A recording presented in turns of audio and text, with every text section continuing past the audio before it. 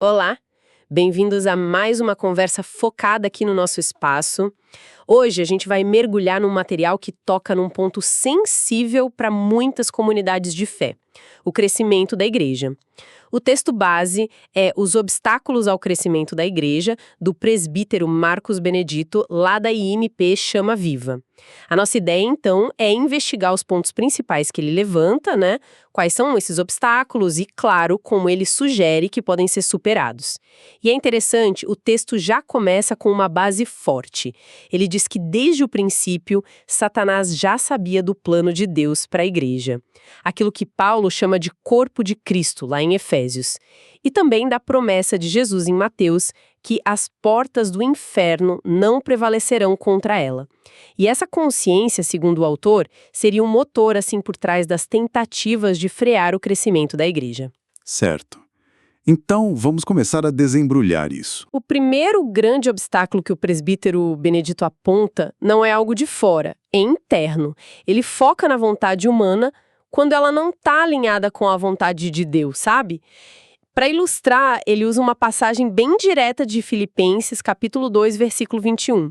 Porque todos buscam o que é seu e não o que é de Cristo Jesus. Parece que o ponto central aqui é esse conflito, né? Quando o interesse pessoal, seja poder, status, dinheiro, até agenda política, tanto de líderes quanto de membros, acaba sendo mais importante que o propósito maior, o propósito que o autor vê como divino para aquela comunidade. Isso seria um freio e tanto. Exatamente. E o texto não fica só em apontar o problema. Ele detalha as consequências espirituais disso na visão dele.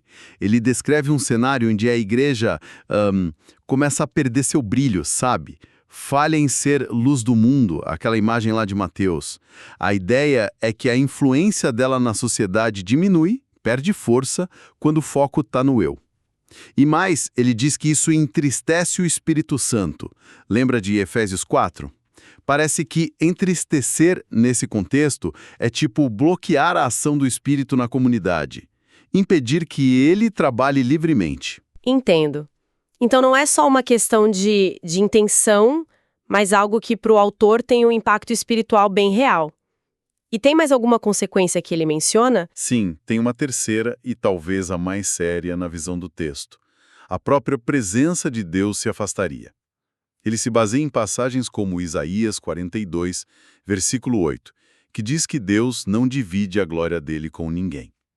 Então a leitura é: onde o ego humano, a busca por reconhecimento, está em alta, o espaço para a presença real de Deus diminui. É aí que entra aquela expressão que ele usa, a igrejinha de fundo de quintal. E ele faz questão de dizer, né? Não é sobre o tamanho do prédio ou o número de pessoas. É sobre uma pequenez espiritual. Uma irrelevância que vem quando o foco sai de Deus e vai para o homem. Essa imagem da igrejinha de fundo de quintal é forte mesmo, focando na condição espiritual, né? E não na estrutura. E como ele conecta isso com resultados, com frutos? E liga direto. Usa a advertência de Jesus em Mateus 7 sobre a árvore que não dá bom fruto ser cortada. A analogia é clara.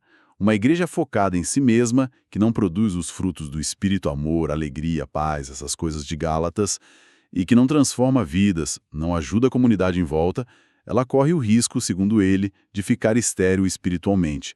Deixa de ser um organismo vivo, atuante, e vira só um grupo social, uma formalidade sem poder. A falta de fruto é sintoma daquele desalinhamento inicial da vontade. Fica claro como ele vê essa dinâmica interna como vital. Mas o texto não para aí, né? Ele também fala da ação de forças externas, especificamente de Satanás. Como ele descreve isso? Sim, o segundo fator que o texto levanta é essa ação externa. Mas, olha que interessante, ela explora as brechas internas. O autor descreve o inimigo como alguém que se aproveita justamente das fraquezas humanas, o egoísmo, a busca por interesse próprio que a gente acabou de falar, para plantar discórdia, confusão, divisão dentro da igreja. Ele até compara com a estratégia lá do Éden, de Gênesis 3, quando a serpente joga a dúvida. Foi isso mesmo que Deus disse? A ideia central que ele tira daí é que essa tática de questionar a palavra de Deus, de relativizar o que Deus falou, continua sendo uma arma poderosa para frear a igreja. Então a estratégia seria minar a base, a confiança na palavra. E o texto detalha como isso acontece na prática, dentro da comunidade. Detalhe, sim. Ele lista várias táticas que atribuem essa influência externa agindo nas fraquezas internas. Dá pra gente agrupar, talvez. Primeiro, táticas para destruir a unidade. Inveja entre irmãos, ministérios competindo, fofoca, intriga, ciúme, partidarismo, sabe? Aquilo que gera atrito. E segundo, táticas para minar a fé e a perseverança. Ele menciona desmotivação, cansaço espiritual, aquele esgotamento na fé e até decepção com Deus quando as coisas não acontecem como ou quando a pessoa esperava. Isso pode esfriar a fé de um jeito perigoso. É uma análise bem minuciosa das fontes de conflito e desânimo. E como o autor sugere que a igreja pode lidar com isso? A ferramenta principal, segundo o texto, é vigilância e consciência. Ele cita Paulo em 2 Coríntios 2, para que Satanás não alcance vantagem sobre nós, pois não ignoramos os seus desígnios. A chave, então, é reconhecer essas táticas e entender como funcionam para não ser pego desprevenido. E ele usa uma analogia muito forte aqui, a história dos israelitas no deserto, lá em Números 14. Eles estavam ali, na porta da terra prometida, mas recuaram. Acabaram vagando 40 anos. E o ponto que o texto destaca é: a promessa atrasou não pela força dos inimigos lá na terra, mas pela fraqueza interna do povo. Murmuração, incredulidade, inveja, revolta contra Moisés e contra Deus.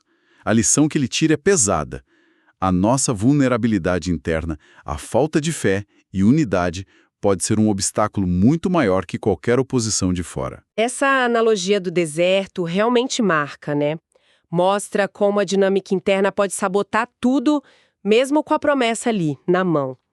E o texto fala das consequências a longo prazo se essas sementes malignas, como ele chama, não forem combatidas. O que acontece se elas se enraizam na mentalidade da igreja? Sim, ele alerta para perigos bem concretos que podem surgir.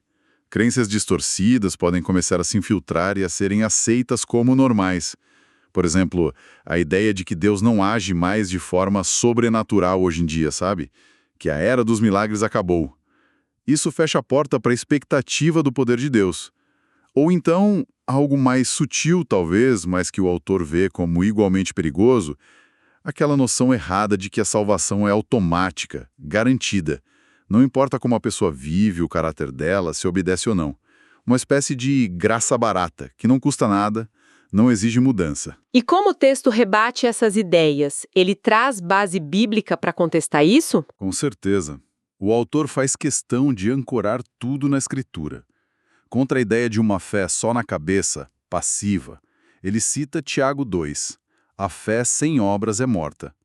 A leitura que ele faz é: a fé verdadeira, a que salva, se mostra em ações, numa vida diferente. Não que a obra salve, mas a fé que salva produz obras, entende? E contra a ideia de salvação automática, sem obediência, ele usa as palavras de Jesus mesmo, em Mateus 7. Nem todo o que me diz, Senhor, Senhor, entrará no reino dos céus, mas aquele que faz a vontade de meu Pai. A ênfase é na necessidade de uma submissão real à vontade de Deus, não só falar da boca para fora. Essa questão da obediência à vontade de Deus parece ser um fio condutor bem importante no texto. E isso leva a um ponto que, pelo que eu percebi, o autor trata com muita preocupação: o papel da liderança. Como a liderança pode virar um obstáculo. Exato. O texto dá uma atenção especial a isso. Ao perigo de um ministério, uma liderança, que se desvia da palavra de Deus como autoridade final. O autor critica muito a troca do "assim diz o Senhor", que é a palavra revelada, pelo "eu acho que é a opinião pessoal, a sabedoria humana, a tradição da igreja. Quando isso acontece, as consequências que ele descreve são sérias. A liderança pode ficar autoritária, impondo as próprias ideias em vez de buscar a direção de Deus. E aí, o povo deixa de ser ensinado a ouvir a voz de Deus por si mesmo. Fica dependente do líder. O Espírito Santo, que João diz que é o nosso guia, acaba sendo silenciado, substituído